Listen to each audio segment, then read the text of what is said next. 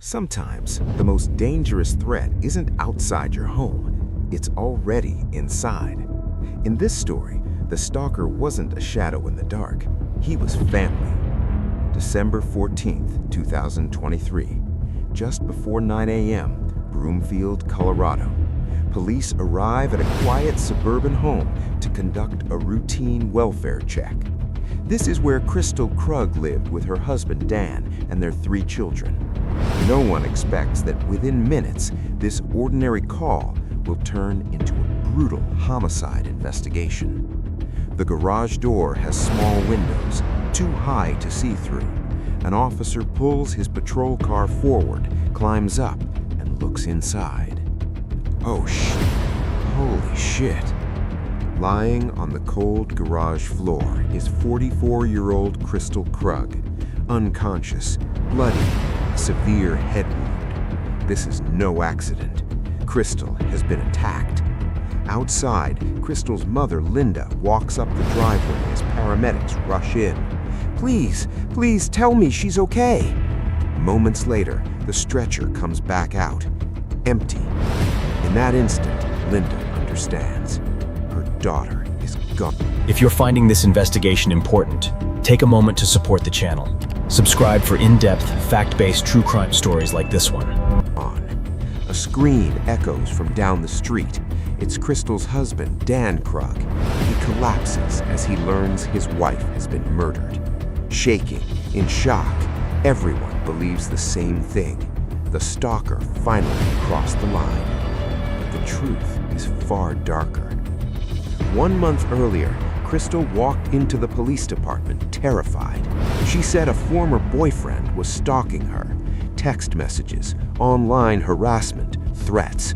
Police installed cameras. They followed her movements, but the stalker never appeared.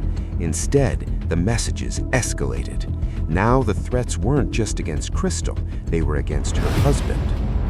Kristil wasn't helpless. She documented everything. Dates, times, locations, emotions, a meticulous stalker log. She wanted one thing, for it to stop. But it didn't. Sexually explicit messages from strangers, a fake online ad posted with her name and phone number, then an email, a photo of Dan, taken outside his office without his knowledge. The message is clear: I'm watching you.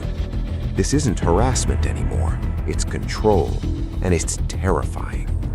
Kristil buys a firearm for protection. She tries to train, but breaks down crying at the range. Her children sense something is wrong. Whispered conversations, constant tension. Kristil wants them to feel safe, even as her own fear grows. December 13th, 2023. Dashcam footage shows no stalker, only a woman exhausted by months of fear. December 14th, morning. Dan leaves for work. Kristil stays home alone. At 8:56 a.m., Dan receives a text from Kristil. It's the last message she will ever send. After that, silence. Police initially focus on the former boyfriend, Anthony Holland, but the facts don't line up. Anthony is more than 500 miles away at the time of the murder. His alibi is solid. Then digital evidence comes in. Phone records, email logs, Wi-Fi data. All of it points to one place: Dan Krug's office. The burner phone, purchased with a gift card registered to Dan. The threatening emails, sent using his workplace Wi-Fi. The photo of Dan, taken in selfie mode with a timer. Even the final text from Kristil's phone was scheduled after Dan had already left the house. Dan didn't just kill his wife, he built an alibi in advance. On his way to his daughter's Nutcracker performance, Dan Krug is pulled over. Broomfield police, show us your hands. The stalker was the husband. Then a former girlfriend comes forward anonymously. Her story mirrors Kristil's. Harassing calls, distorted voices, fear.